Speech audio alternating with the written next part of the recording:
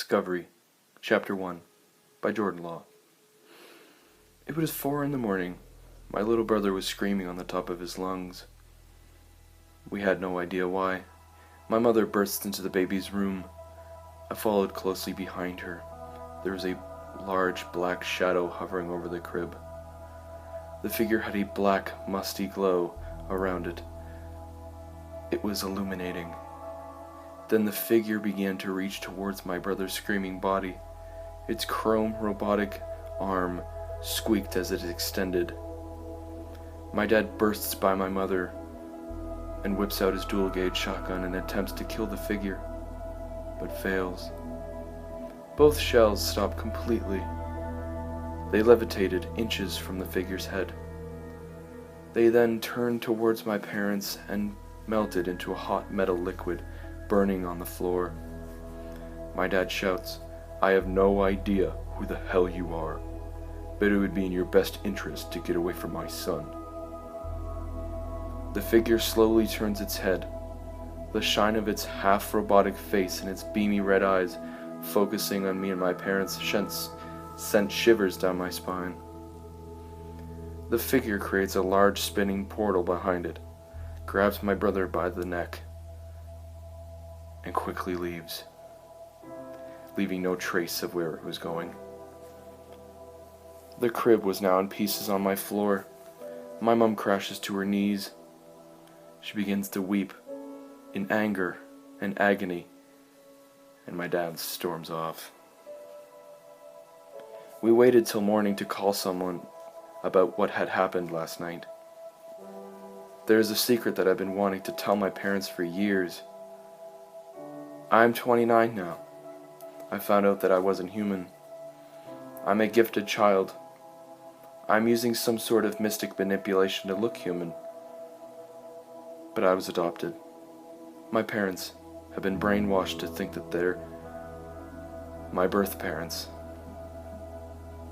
I was a gift from a cosmic entity whose name is Stanton. He is the ruler of the Kree.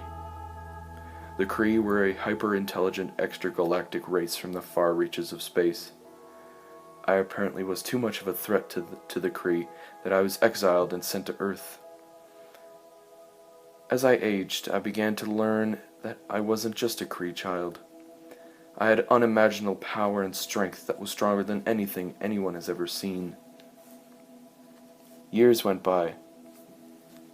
My parents started to move on from the incident that had occurred 5 years ago. I studied ancient cosmic beings of the past and present. Most of them were startling to me, as a matter of fact. Everyone in the universe had all heard about the cosmic entity named Helsius. There is one thing I read about his family that was quite disturbing. He wasn't an only child. He has 3 siblings. Him, Daneshell, and his sister Shaintelia. His sister was killed the same day his father was, by his mother. Growing up on the council, Helsius and his brother Daneshell were given opposite roles. One was given life and creation, that was Helsius. Death, pain, suffering, and destruction was given to Daneshell. After Helsius overthrew the High Council of the Cosmic Gods, his brother wanted to oppose him, but he was too powerful to beat, so Daneshell joined him. Over the next several billions of years, they dominated half the universe. Now I think that figure that took my brother was either Daneshell or one of his goons. My theory is that they wanted to unveil my true self and my powers to the universe and oppose my father, Stanton. So I took my findings and theories to my parents. I drove to their work, because they worked together at a restaurant on 53rd Street, downtown. I ran inside, buzzed past the glass doors, rushed past a family of 3, and asked my mom, who was sitting at the host desk by the door. I told her quietly, "Mom, I think it is time to talk. I've made some discoveries that I think you and Dad should hear. It's about the, incident. Oh, okay, sweetie. Come on back. I follow my mom back into the office, and my dad sees me with my mom, and he orders one of the other chefs to take over his position while he is with us. So listen, guys. Recently, I've been reading up on the cosmic entities that exist in space and time. So there's this being whose name is Helsius Exentium. He's responsible for life and creation of the universe. But his siblings, Danshil and Shintilia, they're different. Actually, one's dead. Danshil is responsible for death, pain, suffering, evil, and destruction. He normally wears a black robe and has black glowing stuff levitating around his cloak. His right arm was torn off, so his brother made him a chrome-plated one, indestructible as a matter of fact. The same kind of arm that we saw on the guy that took Brandon. And his eyes are red and beaming. Here's the scary part. He was here to warn me. I am not human. I am from Kree origin. My father's Stantantine is destroying worlds, planet by planet, galaxy by galaxy, with no mercy and hesitation, and Earth is his next target, and he's coming here to kill me. So Danshil was sent here to warn me. His common name is Dr. Death, by the way. Just thought I'd throw that in there. I am not your son. I love you like my parents. I grew up with you guys. You made me feel what it is truly like to be human. But I am a cosmic entity capable of adapting and learning any power and mastery in existence. I was exiled as a baby because my father saw the future in what I was capable of doing. He brainwashed you to think that I was your child. I took my parents outside.